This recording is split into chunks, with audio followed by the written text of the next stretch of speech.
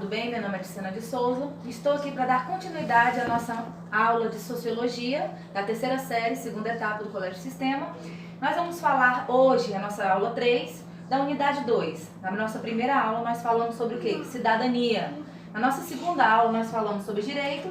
E a nossa terceira aula hoje nós vamos falar sobre movimentos sociais. Para finalizar a nossa matéria de Sociologia da unidade 2. Ok? Vamos lá, continuar? O que são os movimentos sociais? Bom, gente, os movimentos sociais são movimentos onde envolvem pessoas e ideais ou ideias para nossa evolução, melhoramento, né, dos nossos pensamentos, das nossas relações sociais ou até mesmo o nosso atraso, que é o que acontece hoje em dia com alguns movimentos que não reestruturam a nossa educação, muito menos nossos valores morais, tá? Os movimentos sociais são sempre de confronto político. Na maioria dos casos, eles têm uma relação com o Estado, seja de oposição, seja de parceria, de acordo com seus interesses ou necessidades. Observam-se várias formas de atuação dos movimentos sociais. Um exemplo de movimento social muito comum, relacionado ao quê? Relacionado aos aumentos salariais, tá? São movimentos sociais que muitas das vezes não são apoiados pelos sindicatos específicos. Pessoas que acabam paralisando alguns locais de trabalho, algumas empresas, por interesses pessoais sem visar o interesse econômico a nível nacional, tá? Contra ações de poder público que sejam consideradas lesivas aos interesses da população ou do setor delas, com determinada política econômica ou uma legislação que prejudique os trabalhadores, tá? Então, aqui é um tipo de movimento social que está relacionado ao quê? Aos movimentos políticos, ok? Vamos lá?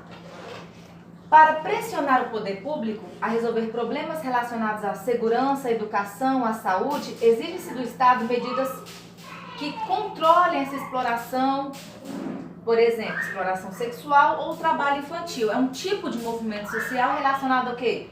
Aos poderes públicos. Em parceria com o poder público, pode fazer frente às ações de outros grupos ou de empresas privadas, como, por exemplo, a proteção ambiental. Nós sabemos que esse movimento de proteção ambiental é muito comum no nosso país. Por quê? Porque nós temos uma grande área, ainda a área nativa, também conhecida como uma área virgem, que pode proporcionar ao nosso futuro um pouco mais da nossa história. Então, nós temos os movimentos ambientais em preservação, a nossa Mata Atlântica, a nossa Mata Amazônica, tá? E outros movimentos para resolver problemas da comunidade, independente do poder público, muitas vezes tomando iniciativas que caberiam ao Estado. Por exemplo, várias ações realizadas pelas organizações não governamentais, que são conhecidas como ONGs, e associações de moradores de bairros.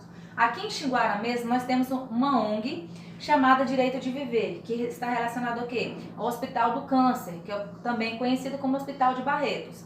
É uma ONG que não tem fins lucrativos. Por quê? Porque as pessoas trabalham com o intuito de manter tratamentos de outras pessoas, de pessoas até da cidade ou a nível nacional, que vão para o Hospital de Barretos. Então é uma ONG que movimenta várias pessoas de várias classes sociais com o intuito de quê? De arrecadação de fundos para manter pessoas em seus tratamentos, tá? Espero que vocês estejam entendendo. Vamos lá. Existem também movimentos cujo objetivo é desenvolver ações que favoreçam a mudança da sociedade com base nos princípios fundamentais do reconhecimento do outro, tá? Exemplos de movimentos étnicos, raciais, gays, feministas e pela paz e contra a violência, tá? Então, existem esses movimentos que são movimentos positivos, como, por exemplo, nós sabemos que um movimento muito comum é um movimento étnico-racial. Por quê? Relacionado ao quê? Aos povos que vivem no nosso país. Estou falando do nosso país. Aqui no nosso país, como eu já falei na sala de aula, nós não temos uma raça, entendeu? Definida. As nossas raças são pré-definidas.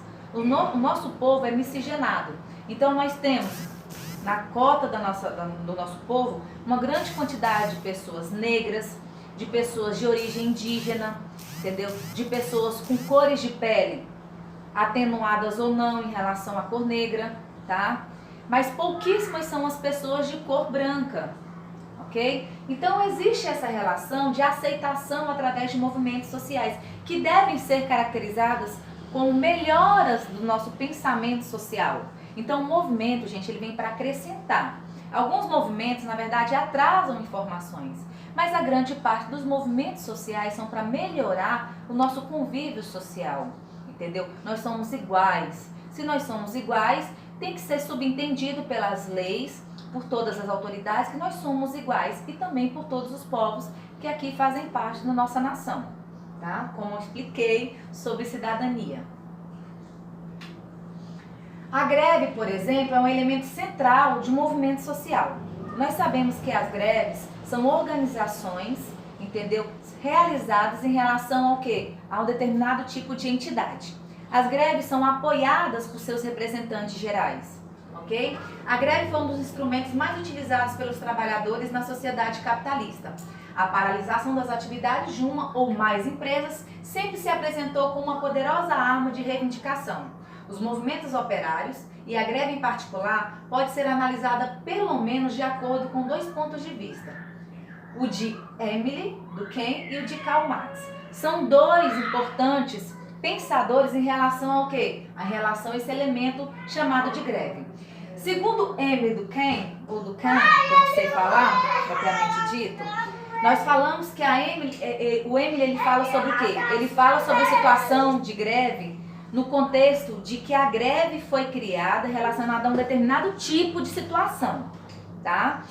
Tipo, se a empresa baixou o salário de uma forma que os funcionários não concordaram, aí sim, se tem a greve.